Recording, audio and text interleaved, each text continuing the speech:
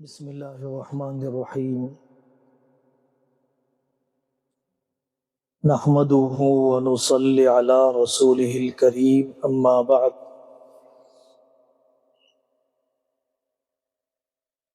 اہل علم میں اور خطباء میں بعض مرتبہ یہ بیماری پیدا ہو جاتی ہے، مرض پیدا ہو جاتا ہے کہ وہ قوت گویائی کو، سلیقہ اظہار کو، بیان کرنے کو ہی سب کچھ سمجھتا ہے۔ تو اس گفتگو کا عنوان ہے قوت گویائی بہت کچھ لیکن سب کچھ نہیں۔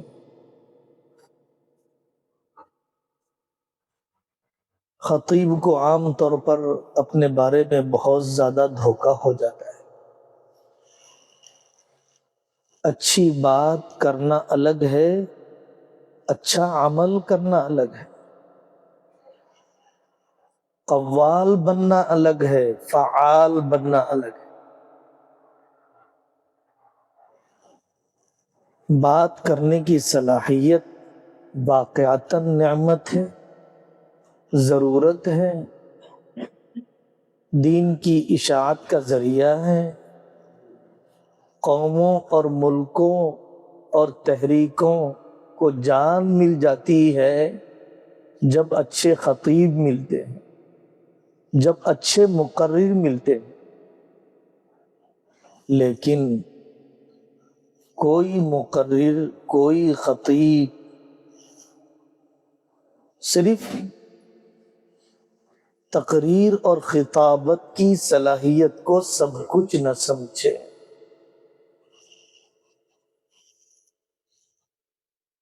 مقرر کے اندر تعلق مع اللہ ہونا چاہیے، اللہ کو راضی کرنے کے ارادے سے خطابت کرنا، ایک ایک بول اخلاص میں ڈوب کر نکل رہا ہو، دنیا طلبی مقصود نہ ہو، پیسہ کمانا مقصود نہ ہو۔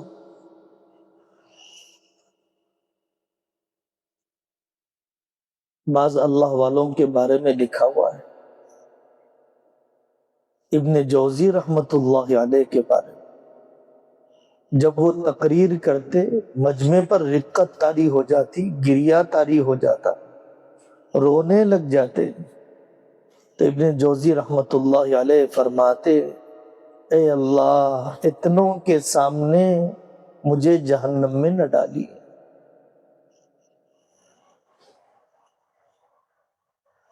موت سے ڈراتا تو ہے، ڈرتا نہیں، آخرت یاد دلاتا تو ہے، خود یاد نہیں کرتا ہے، کتنا بڑا نقصان ہے۔ حضرت حسن بصری رحمت اللہ علیہ کے بارے میں غالباً یہ ملفوظ لکھا ہوا ہے، جب تقریر کرتے تو فرماتے تھے، لوگوں تم سمجھتے ہو کہ میں خوش ہوتا ہوں تقریر کرنے سے، اللہ قیامت کے دن پوچھیں گے کہ ما اراد بہا، ایک ایک جملے سے تم نے کیا نیت کی۔ شستگی تقریر، شہرت کا حاصل کرنا، ناموری، لوگوں کی واہ واہ،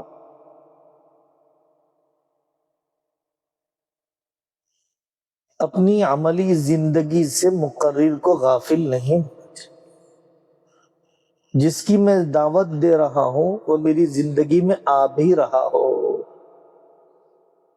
اللہ کے نیک بندے پہلے عمل کر کے جاتے تھے دعوت دینے سے پہلے، اور جب تقریر کر دیتے تب بھی وہ عمل کرتے تھے۔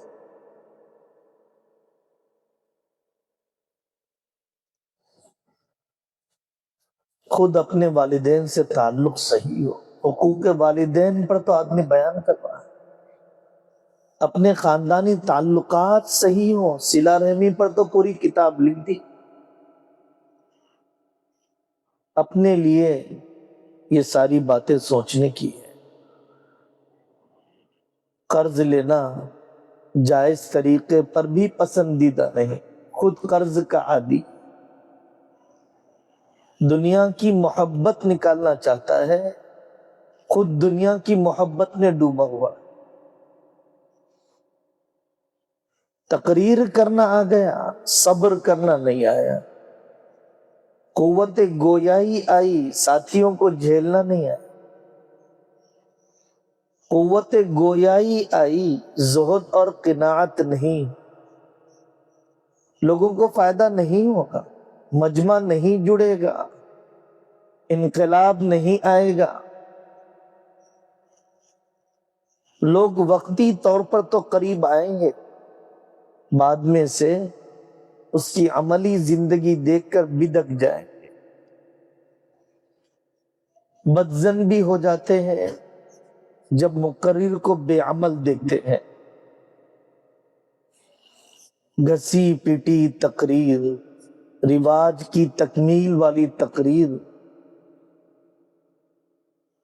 نہیں کرنا چاہیے، وسعت مطالعہ ہو قوت گویائی کے ساتھ، دعا کی بڑی مقدار ہو قوت گویائی کے ساتھ،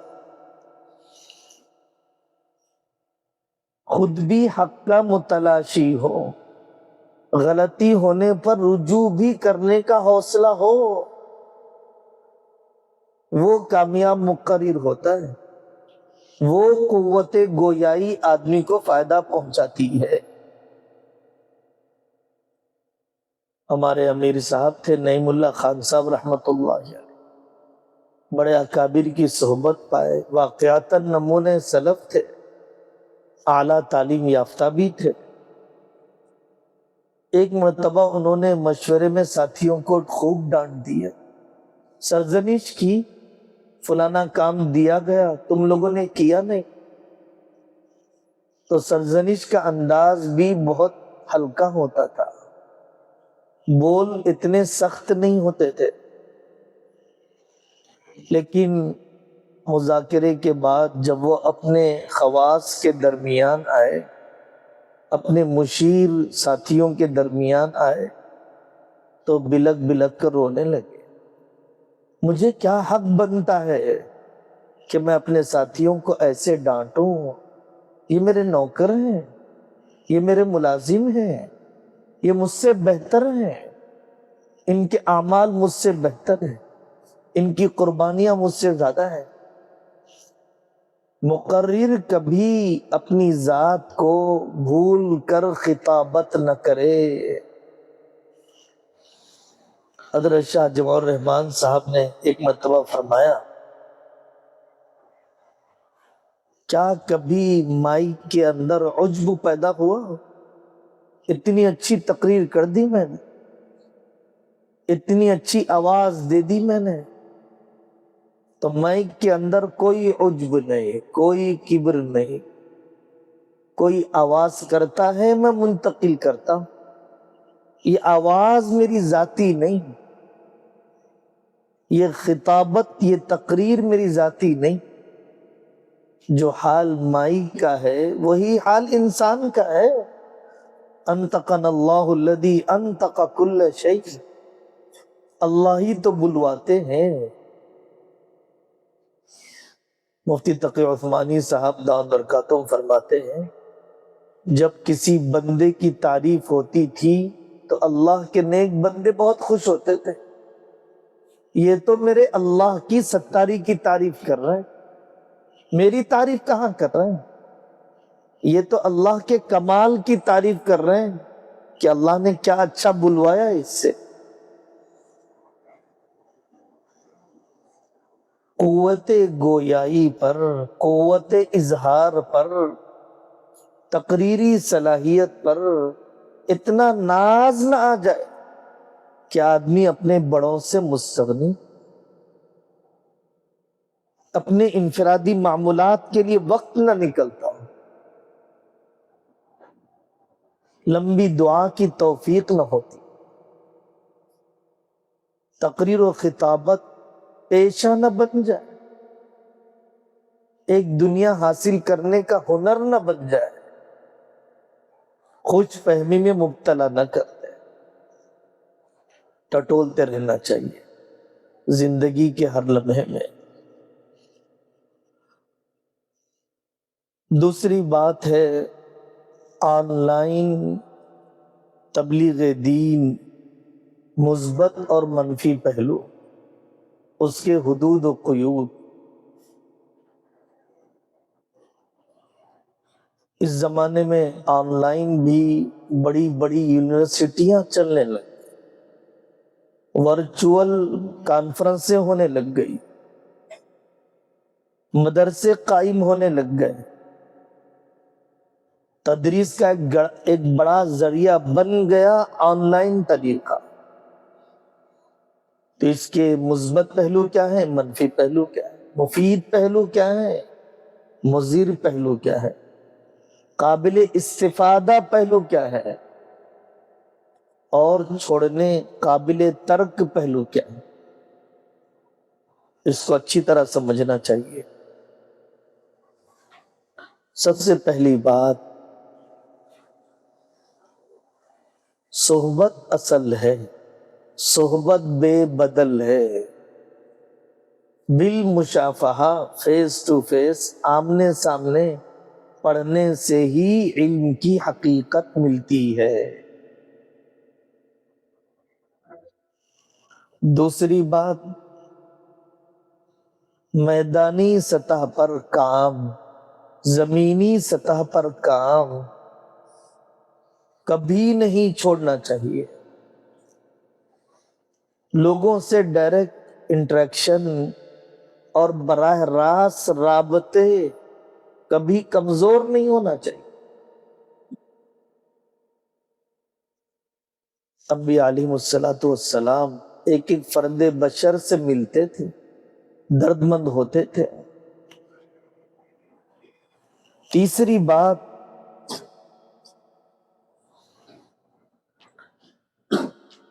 زمینی محنت کرنے، میدانی محنت کرنے کے ساتھ اپنے بڑوں کے مشورے سے آن لائن خدمت بھی آدمی کر سکتا ہے۔ واقعتاً بہت وسیع اور اہم طاقتور ذریعہ بن گیا۔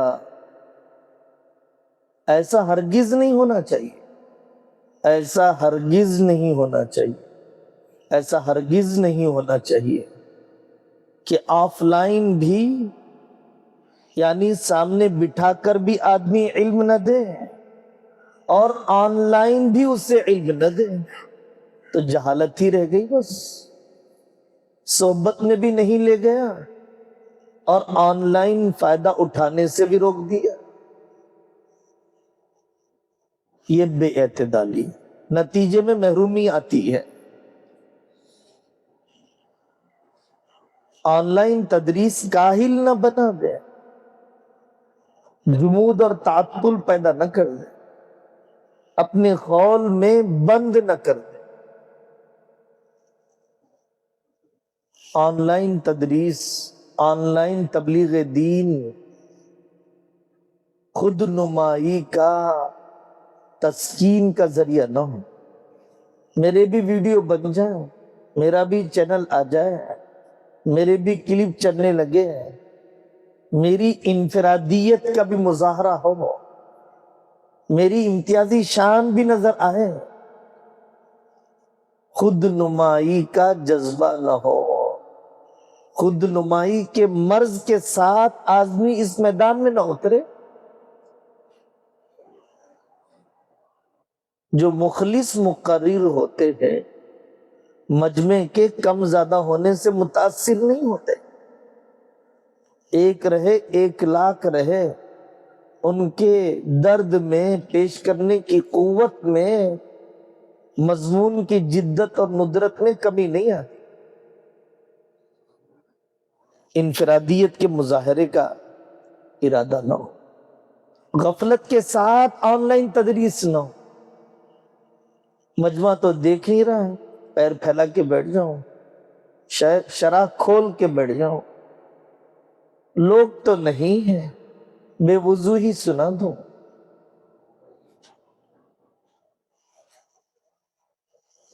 تو غافل نہ کر دے آن لائن کام، بے ادب نہ بنا دے آن لائن تدریس،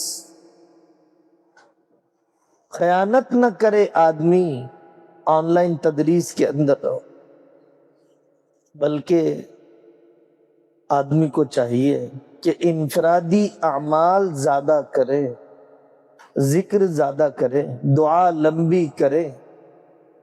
اے اللہ، جغرافیہ کے اتنے بڑے فاصلے ہیں، آپ ہی اثر ڈال دیجیے، دل سے دل میں بات منتقل ہوتی، نگاہ سے نگاہ میں کچھ اثر منتقل ہوتا، لیکن وہ تو بہت فاصلے پر ہے۔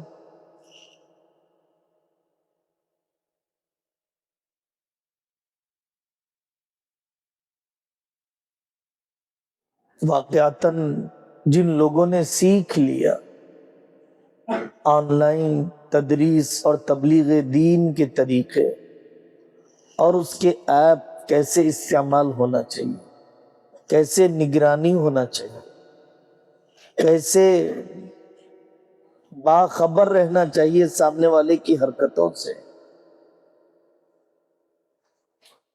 کیسے طلب پیدا کرنا چاہیے سامعین میں، تو بعض کارگزاریاں ہیں کہ 4 سال سے ایک بیٹی پڑھ رہی ہے، ایک دن کی غیر حاضری نہیں آن لائن میں، 150 لوگ آن لائن ہیں اور ایک کا بھی سر نیچے نہیں جاتا ہے۔ افادیت کا پہلو ہے۔ ابھی گزشتہ امریکہ کے سفر میں ایک مدرسے میں حاضری ہوئی تو وہاں پر دیکھا کہ لیپ ٹاپ رکھا ہوا ہے اور طالب علم ہیڈ فون لگایا ہوا اسکرین کے سامنے اپنا آموختہ سنا رہا ہے۔ امریکہ میں بیٹھے ہوئے اور بنگلہ دیش میں بیٹھے ہوئے استاد جی ان کا سبق سن رہے ہیں، آموختہ سن رہے ہیں۔ تو چونکہ اتنے علماء کی تعداد کو امریکہ میں بلانا، ویزے کا اپروول ہونا ایک مشکل کام ہے، لیکن حرفاً حرفاً پورا آموختہ، پورا پارا سبق سننا طے کر لیا۔ تو اب سننے والا دوسرے ملک میں بیٹھا ہوا ہے۔ جیسے ہماری جتنی آئی ٹی کمپنیاں ہیں وہ ایسے ہی چلتی ہیں، دواخانہ امریکہ میں ہے اور اس کا کیس، اس کے سارے ٹیسٹ کی رپورٹ یہاں بیٹھنے والا لکھ رہا ہے۔ انشورنس کی کمپنی، بینک وہاں پر ہے، سپر مارکیٹ وہاں پر ہے اور چیزوں کا بتانے والا یہاں پر بیٹھا ہوا ہے۔ حضرت پیر ذوالفقار صاحب نور اللہ مرقدہ کی ماتحتی میں ای معہد نامی ادارہ چلتا ہے، کئی ہزار لوگ اس سے فائدہ اٹھا رہے ہیں، 10 کورس ہیں جو وہاں سے چلائے جاتے ہیں۔ حضرت مولانا الیاس گمن صاحب دامت برکاتہم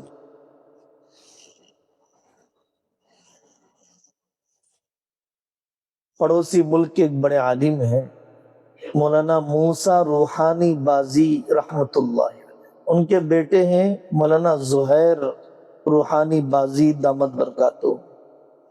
انہوں نے ششم تک کی پوری کتابیں آڈیو ریکارڈ کر دی۔ حیدرآباد میں ایک انجینئر صاحب موجود ہیں جنہوں نے وہ آڈیو سن کر ہفتم تک کی تعلیم حاصل کر لی۔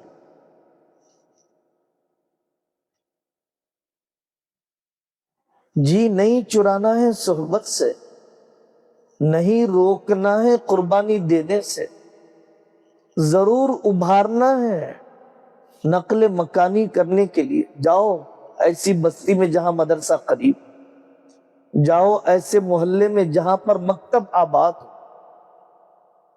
ایسے شہر میں رہو جہاں پر مسجد قریب ہو، دینی شعائر نمایاں ہو، تمہارے دین کی حفاظت ہو۔ لیکن اگر یہ سب نہیں ہو سکتا ہے، اختیاری احوال نہیں ہے، اضطراری احوال ہے، ڈوبتے کو تنکے کا سہارا ہے، آف لائن کی کوئی شکل بن نہیں رہی ہے، بالمشافہہ افادے استفادے، فائدہ پہنچانے فائدہ اٹھانے کی شکل نہیں بن رہی ہے۔ تو پھر آن لائن کے آپشن اور بالواسطہ تدریس اور تبلیغ کے راستے کو بند نہیں کرنا چاہیے۔ دو قسم کے لوگ ہیں، ڈیجیٹل تصویر کو جائز کہنے والے بھی، ڈیجیٹل تصویر کو ناجائز کہنے والے بھی۔ آن لائن جب پڑھایا جاتا ہے تو اس میں کوئی جب تک ریکارڈنگ نہ ہو تو تصویر نہیں بنتی،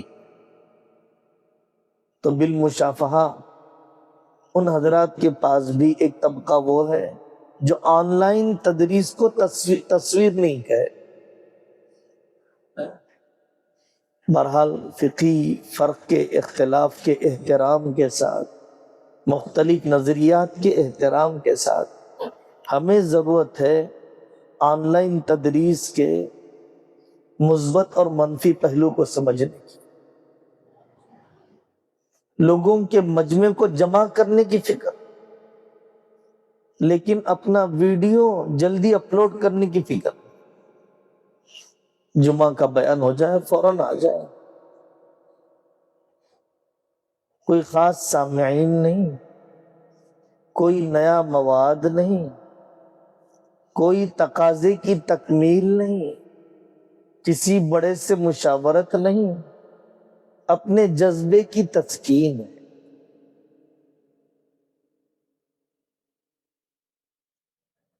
ڈرنا چاہیے۔ خواتین کے کام میں بطور خاص آن لائن تدریس سے فائدہ اٹھایا جا سکتا ہے، احتیاط پوری ہو، انفرادی تعلقات نہ ہو خواتین سے، بہتر ہے پڑھانے والا شادی شدہ ہو اور اس کی آن لائن سرگرمیوں کی نگرانی، ناظم درمیان میں داخل ہو کر کلاس کی پڑھائی جانے والی چیز کو سنتا بھی ہو، پرسنل نمبر پر نمبرات کا لین دین نہ ہو، تو بہت بڑا ذریعہ ہے خواتین کی دنیا میں اشاعت دین اور اشاعت علم کا۔ مرد کبھی تعاون کرتے ہیں عورتوں کا، کبھی نہیں کرتے، محرم کبھی جانے پر ساتھ دیتے ہیں کبھی نہیں دیتے، کبھی میسر ہوتا ہے کبھی نہیں ہوتا ہے۔ تو اس وجہ سے خواتین کے اجتماعات میں اس سے فائدہ اٹھایا جا سکتا ہے۔ حضرت مولانا ارشد مدنی صاحب دامت برکاتہ 80 سال سے زائد عمر ہے، کہاں کہاں سفر کریں گے۔ اب وہ دیوبند میں بیٹھے ہوئے، نیو یارک کی ختم بخاری کر، حیدرآباد کی جمعیت کے اجلاس سے خطاب کر رہے، ایک محدث بیٹھے ہوئے ہیں کاندھلا میں، حیدرآباد میں بیٹھے ہوئے اجازت لی جا رہی۔ اعتدال نہ ہو، کوشش آف لائن افادے اور استفادے کی، لیکن آن لائن بھی افادے اور استفادے سے محروم نہیں رکھنا چاہیے۔ اللہ تعالی ہم سب کو عمل کرنے کی توفیق عطا فرمائے، خدمت دین کے لیے اللہ تعالی قبول فرمائے۔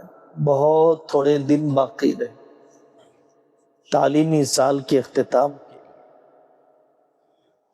ساتھیوں کو اپنے سال کی تلافی کی